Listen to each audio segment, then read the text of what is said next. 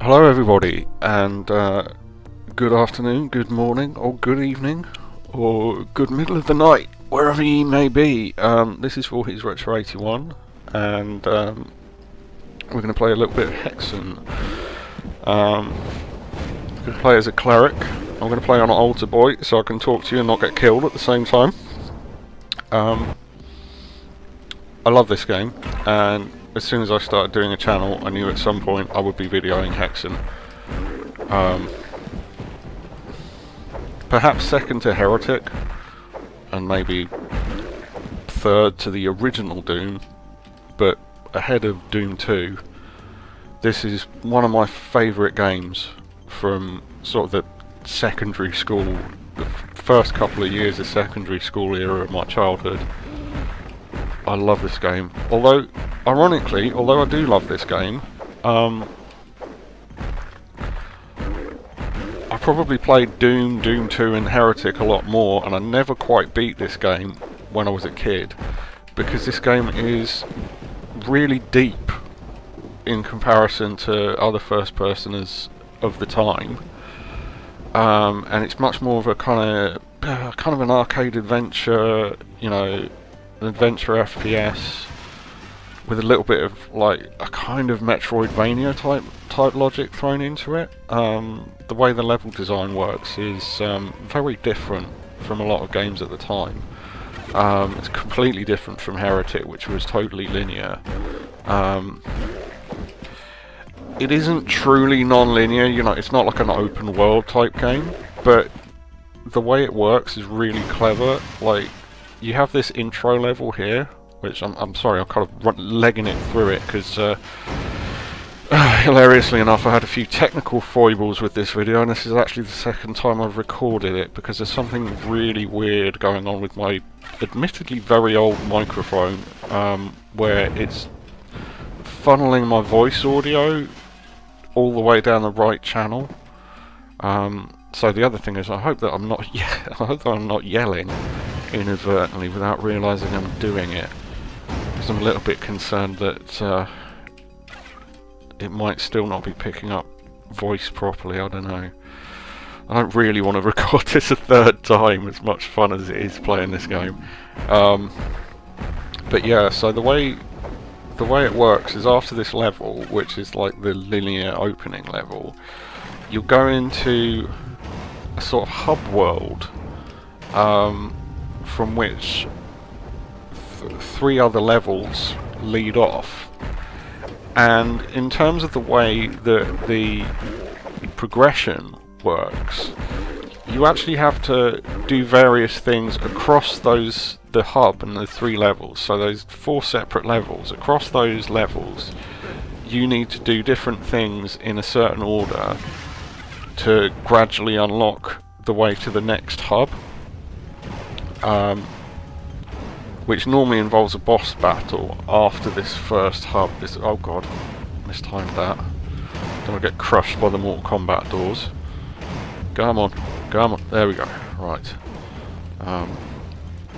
Yeah, so you get to the hub, and then you need to start gradually chipping away at the hub, opening more of the hub up, and hopping between these various levels, which is something that just like, I mean, I didn't really understand it when I was a kid. I kind of knew what I was doing, but I couldn't really, it took a long time for me to figure out what I was doing, and as a result I kind of I think I probably took long enough trying to beat Hexen that by the time I was getting somewhere with it, Quake came out, and Quake just like kind of absorbed my life for about 7 years. Well, not that long, but it felt like that. I mean, I don't actually have, I have Quake on the Saturn, but the Saturn version is, it leaves a lot to be desired. It's a very good port, and it's actually more advanced in certain ways than the original PC version was, because it has things like coloured lighting and such like that they didn't do on the PC, I don't think, until Quake 2 hit. I mean, if I'm talking out my backside, do point that out to me. a lot of what I'm saying is going on instinct and memory rather than sitting in front of Wikipedia and such like for hours, or Hardcore Gaming 101 or whatever. Again, Hardcore Gaming 101, great site, do check that out. Lots of interesting stuff on there if you're into your... Well, if you're just into video games in general and video gaming history, well worth looking at that. Free plug if you're watching, Hardcore Gaming 101 guys. Hit me up, we'll do lunch. No. All free publicity for sites that are awesome aside. Yeah, just... It's always nostalgic for me coming back and playing this game. Oh, I've pushed the right switch, good. These guys don't show up unless you've pushed all the right switches. Another thing that's really... Well, I mean, I suppose some people might not think it's cool. Some people might think it's really frustrating. Hexen keeps you on your feet. It constantly spawns in new enemies. Not big enemies, you know, you're not going to suddenly find like boss fodder, you know, a boss get turned into fodder and start spawning into your main hub or whatever. It's not like that at all. But those two-headed snake warrior guys, sorry, I just let this guy talk. Greetings, mortal. Are you ready to die? I am not, sir. Not today. Yeah, the two-headed snake guys, which I can't remember their real names, and I want to call them Ekans, and that's Pokemon. These guys, it will regularly spawn them in, and sometimes like those flying imp guys, I think, will get spawned in on later levels as well. But so there is a sort of survival horror aspect. Oh god, there's one behind me. Survival horror-ish aspect to this, because you've really got to watch your resources.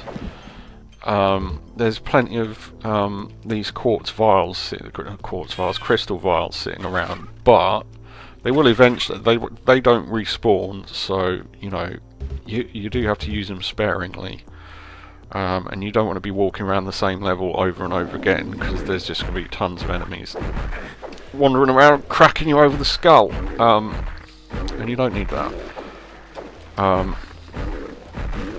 So that's a pretty interesting thing. You know, you've got to manage your ammo and your health a lot more closely than you do in like something like, say, Doom, where you're just legging it around, going right, kill that. So this is the second weapon, and that's another thing. There isn't a very large armory in Hexen, which again I think shows that it's... Let's kill these giant heavy metal dragon guys. Look a bit like Violator from Spawn, if anybody remembers that. I always remember thinking they were basically just like green violators. Not when he was a clown, obviously, but the big dragon form. Now, hopefully, unlike the last time, I can get on this lift when it's down the first time, but it's a bit tricky because there's ice all over the floor. So we're going to hop in here, and that'll show us our third level. And these guys are not going to get the drop on me this time. I'm going to club them in the face. Because last time, when I was video... Oh, never mind. Fine, have some of that.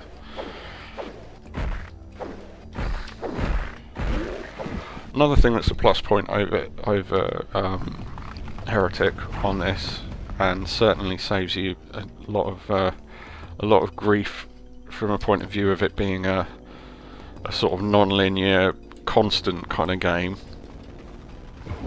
Your inventory stays from level to level. You don't get... I mean... oh, good lord. Right, let's run back up here and get a bit of a choke point going on. Oh god, I'm going to fall off the stairs up here, aren't I?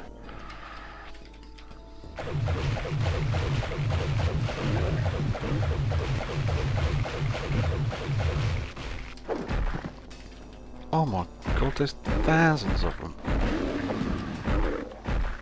Oh, stop flanking me, sir.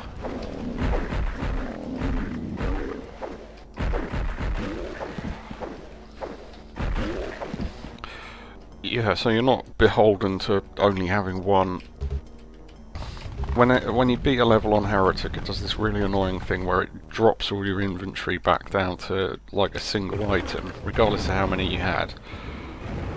So say you had 52 healing flasks, like you'll only have one at the start of the next level regardless, which is quite annoying sometimes, especially when you passed onto the level like oh god, save me, you know, it's not good.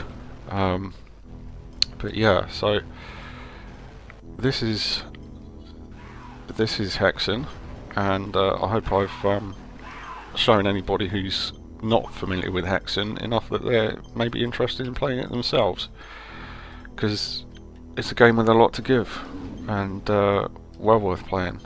Certainly one that I feel like maybe gets a little bit lost in the shuffle in the sort of 90s first-person shooter chat. I don't know. Yeah, worth a look. Bit different, bit interesting. Anyway, I'm sure I'm probably coming up to the rough time that I aim at. I'm aiming to not make these videos much over like 10 minutes, so people can watch them without having to, you know, sit around like a lemon for ages listening to me waffle. So I'll call it a day there. This has been Voorhees Retro 81 as always, and I hope you're all doing well. I hope you're dealing with lockdown okay, and staying safe, and take care of yourselves, and I'm out of here. See you all soon.